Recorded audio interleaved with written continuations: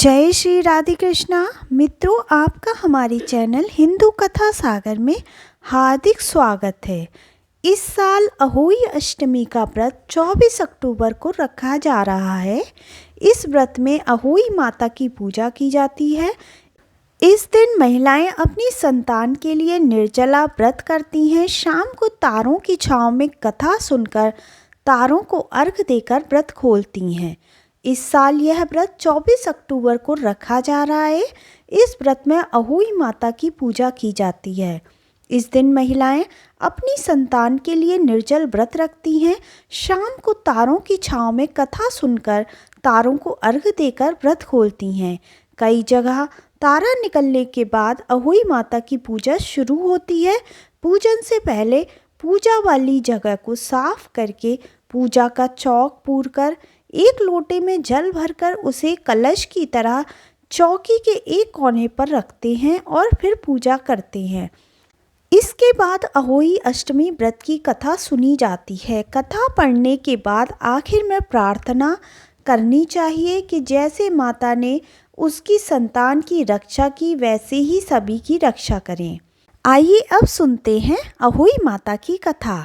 अगर दोस्तों आपने अभी तक हमारे चैनल हिंदू कथा सागर को सब्सक्राइब नहीं किया है तो सब्सक्राइब कर लें, बेल आइकन भी प्रेस कर दें ताकि हमारे आने वाले वीडियोस की नोटिफिकेशन आपको समय पर मिल सके।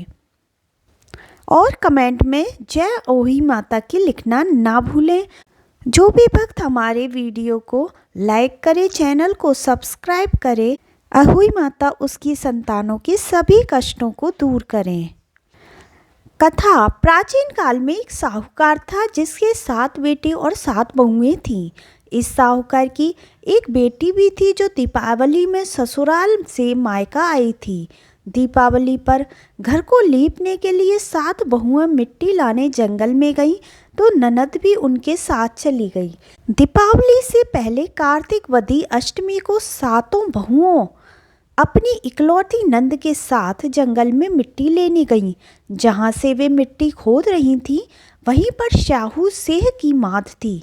मिट्टी खोदते समय ननद के हाथ से सेही का बच्चा मर गया। इससे क्रोध में आकर स्याहू माता ने ननद से कहा कि अब मैं तेरी कोख बांधूंगी। तब नंद ने अपनी 7 भाभियों से प्रार्थना की कि तुम में से कोई मेरे बदले अपनी कोख बंधवा लें।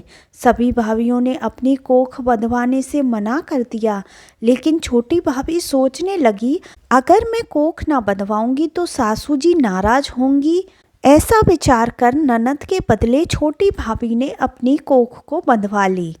इसके बाद जब उसे जो बच्चा होता वह 7 दिन बाद मर जाता। एक दिन साहूकार की स्त्री ने पंडित जी को बुलाकर पूछा कि क्या बात है, मेरी इस बहू की संतान 7वें दिन क्यों मर जाती हैं। तब पंडित जी ने बहू से कहा कि तुम काली सुरही गाय की पूजा किया करो।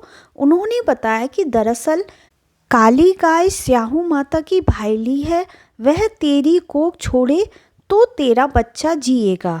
छोटी बहू ने पूरी लगन से गाय की सेवा की। एक दिन गौ माता बोली कि मेरे जागने से पहले कोई रोज मेरी सफाई कर जाता है, सो आज देखूंगी।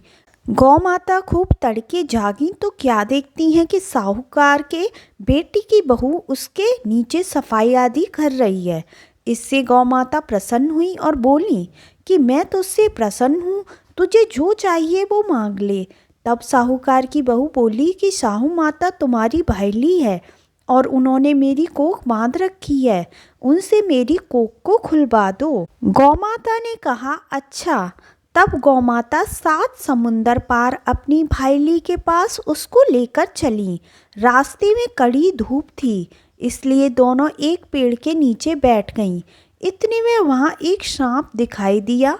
उसी पेड़ पर गरुड़ पंखनी के बच्चे थे। सांप गरुड़ पंखनी के बच्चों को मारने लगा। तब साहूकार की बहू ने सांप को मारकर ढाल के नीचे दबा दिया और बच्चों को बचा लिया। थोड़ी देर में गरुड़ पंखनी आई तो वहाँ खून पड़ा देखकर साहूकार की बहू को चोंच मारने लगी। तब साहूकारनी बोली कि मैंने तेरे बच्चों को मारा नहीं है, बल्कि सांप तेरे बच्चे को डसने आया था। मैंने तो तेरे बच्चों की रक्षा की है। इससे गरुड़ पंखनी प्रसन्न हुई और बोली कि माँ क्या मांगती है। वह बोली, 7 समुंदर पार स्याहू माता रहती हैं, मुझे तू उसके पास पहुँचा दे। तब गरुड़ पंखनी ने दोनों को अपनी पीठ पर बैठाकर स्याहू माता के पास पहुंचा दिया। स्याहू माता उन्हें देखकर बोली कि आ बहन, बहुत दिनों बाद आई। फिर कहने लगी कि बहन, मेरी सिर में जू पड़ गई है। तब सुरही के कहने पर साहूकार की बहू ने सिलाई से उनकी जू निकाल दी। इस पर स्याहू माता प्रसन्न होकर बोली कि तेरे 7 बेटे और 7 बहुएं हों। साहूकारनी बोली कि मेरा तो एक भी बेटा नहीं, 7 कहाँ से होंगे। स्याहू माता बोली, वचन दिया तो वचन से फिरूं, तो धोबी के कुंड पर कंकरी हूँ। तब साहूकार की बहू बोली कि मेरी कोख तो आपके पास बंद पड़ी है। तब माता बोली कि जा, तेरे घर में तुझे 7 बेटे और 7 बहुएं मिलेंगी।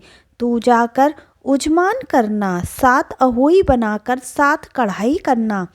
वह घर लौट कर आई तो देखा 7 बेटे और 7 बहुएं बैठी हैं। यह देखकर साहूकारनी खुश हो गई। उसने 7 अहोई बनाई, 7 उजमान किए, 7 कढ़ाई की। दिवाली के दिन जेठानियाँ आपस में कहने लगीं कि जल्दी जल्दी पूजा कर लो, कहीं छोटी बहू बच्चों को याद करके रोने ना लगे। काफ़ी देर तक रोने की आवाज़ नहीं आई तो जेठानी ने बच्चों को भेजा। बच्चों ने देखा और वापस आकर कहा कि चाची तो कुछ मार रही है, खूब उजमान हो रहा है। यह सुनते ही जेठानियाँ दौड़ी दौड़ी उसके घर गईं और जाकर पूछने लगी कि तुमने कोख कैसे छुड़ाई। वह बोली, तुमने तो कोख बंधाई नहीं, मैंने बंधा ली। अब स्याहू माता ने मेरी कोख खोल दी है। स्याहू माता ने जिस प्रकार उस साहूकार की बहू की कोख खोली, उसी प्रकार हमारी भी खोलियो। सबकी खोलियो, कहने वाले की तथा हुंकार भरने वाले तथा परिवार की कोख खोलिए। आइए अब जानते हैं पूजा का शुभ मुहूर्त। अष्टमी तिथि 24 अक्टूबर 2024 को सुबह 1:18 से प्रारंभ होगी और 25 अक्टूबर 2024 को सुबह 1:58 पर समाप्त होगी।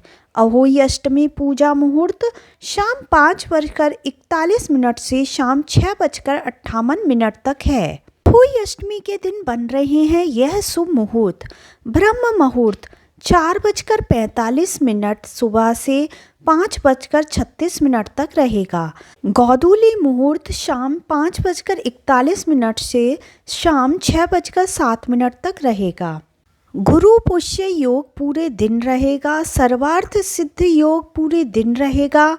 अमृत सिद्ध योग भी पूरे दिन रहेगा। अहोई अष्टमी के दिन राहु काल दोपहर 1:28 से दोपहर 2:53 तक रहेगा। दृक पंचांग के अनुसार अहोई अष्टमी के दिन तारों को देखने का समय शाम 6:06 है। अहोई के दिन चंद्रोदय का समय रात 11:54 पर है। आइए अब जानते हैं अहोई माता की पूजा कैसे की जाती है। अहोई अष्टमी के दिन सुबह स्नान आदि से निवृत्त होकर स्वच्छ वस्त्र धारण करने चाहिए। इसके बाद दीवार पर अहोई माता की तस्वीर बनाई जाती है या फिर आप बाजार से भी माता की तस्वीर ला सकते हैं। कलश में जल भरकर माताएं अहोई अष्टमी कथा का श्रवण करती हैं। अहोई माता को पूरी हलवा आदि का भोग लगाया जाता है। इसके बाद व्रती महिलाएं तारा या चंद्रमा को अर्घ देकर व्रत पारण करती हैं। मान्यता है कि इस व्रत के पुण्य प्रभाव से संतान को लंबी आयु प्राप्त होती है। इस व्रत में सास या घर की बुजुर्ग महिलाओं को भी उपहार के तौर पर कपड़े आदि दिए जाते हैं।